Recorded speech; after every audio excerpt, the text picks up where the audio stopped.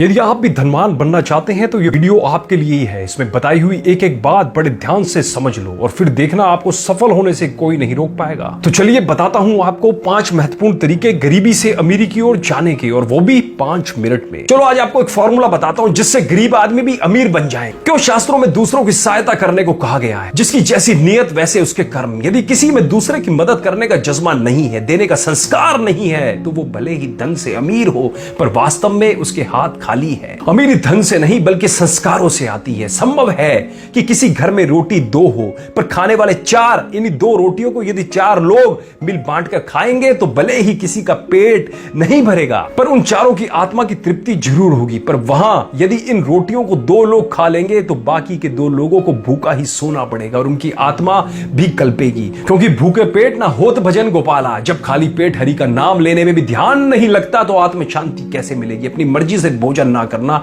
और मजबूरी में खाली पेट रहने में अंतर है। याद रखिए कि सिर्फ खुद खाओगे तो वो गोबर बन जाएगा और यदि किसी को खिलाकर खाओगे तो ईश्वर का प्रसाद बन जाएगा। समझ चुके होगे गरीबी से अमीरी का रास्ता क्या है। क्या आप भी अपनी संपत्ति को बढ़ाना चाहते हैं। भगवान महावीर से जब एक व्यक्ति ने दान मांगा तो उन्होंने अपने शरीर पर रखा हुआ उत्तरीय वस्त्र उसे दान में दे दिया और जीवन पर्यंत निर्वस्त्रता कबूल कर ली थी। क्योंकि दान से बड़ा कोई पुण्य नहीं है। यदि समर्थ है तो किसी भी अनाथ को गोद ले, अन्यथा आप अनाथालय में जाकर वहां किसी भी बच्चे की शिक्षा और दीक्षा का खर्च भी उठा सकते हैं। मैं एक बार दीपचंद जी गाड़ी के नाम से एक व्यक्ति से मिला था। वे एक ऐसे महान शख्स थे जिन्होंने प्रतिदिन 10,000 से देना शुरू किया। और जब मैं उनसे मिला लगभग 2013 या 14 में मैं मिला था, उस टाइम वो प्रतिदिन 1 करोड़ का दान करते थे। जी हाँ, 1 करोड़ का दान करते थे। जाके गूगल पे सर्च कर लीजिएगा। और तो और बिना दान किए वे एक अन्न का दाना भी ग्रहण नहीं करते थे। क्या दान देने से उनकी संपत्ति कम हुई? यदि संपत्ति कम होती तो वे कैसे 10,000 का दान देने से 1 करोड़ का दान देने तक पहुंच पाते। दान देने से कभी भी संपत्ति कम नहीं होती, उल्टी लक्ष्मी आती है। क्या दान सिर्फ धन का होता है? वास्तव में दान है क्या?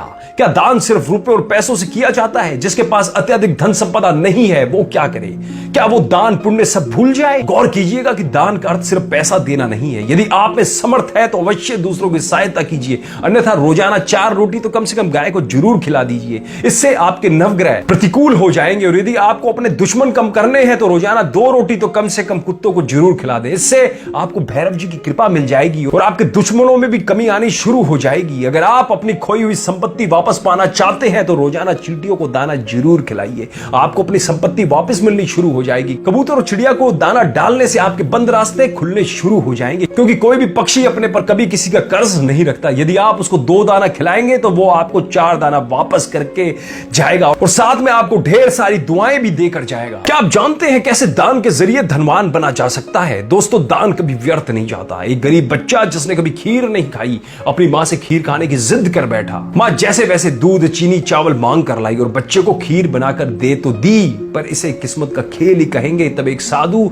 अपना उपवास तोड़ने वहां आ गए। बच्चा खीर खाने के लिए ललायत था पर फिर भी उसने सारी खीर साधु को परोस दी। संयोगवश उसी रात बच्चे की मृत्यु हो गई। पर उसके द्वारा किए गए निस्वार्थ दान की वजह से अगले जन्म में वो एक ऐसा धनवान और खुशहाल सेठ बना जिसकी कीर्ति का कोई सानी नहीं था। अर्थात दान देने से पैसे भले ही कम होते हैं पर लक्ष्मी जी के आने के नए रास्ते खुल जाते हैं। याद रखिए, लक्ष्मी वहां रहती है जहां लोगों के कल्याण का कार्य होता है। इसलिए जरूरतमंद को हमेशा दान देते रहिए। केवल 1% लोग ही जानते हैं क्या होता है दान देने से। सत्य है कि जो भी और जैसा भी हम देंगे वैसा ही हम वापस पाएंगे। पर एक सत्य यह भी है कि कीचड़ में कमल भी खिलता है। कर्ण कौरवों के साथ रहकर भी महान कहलाया। उसने अपनी एक अलग पहचान बनाई क्योंकि वो एक महादानी था। अर्थात यदि हम 1 पैसा सच्चे दान पुण्य में खर्च करते हैं तो उसका कई गुना हमें वापस जरूर मिलता है। मत भूलिए कि देने वाला हमेशा देवता कहलाता है और जो किसी की सेवा और सहायता नहीं करता वो मनुष्य की श्रेणी में भी नहीं रह जाता। सच्चे हृदय से किया गया भला काम ईश्वर को अति प्रिय है। इसलिए तो वह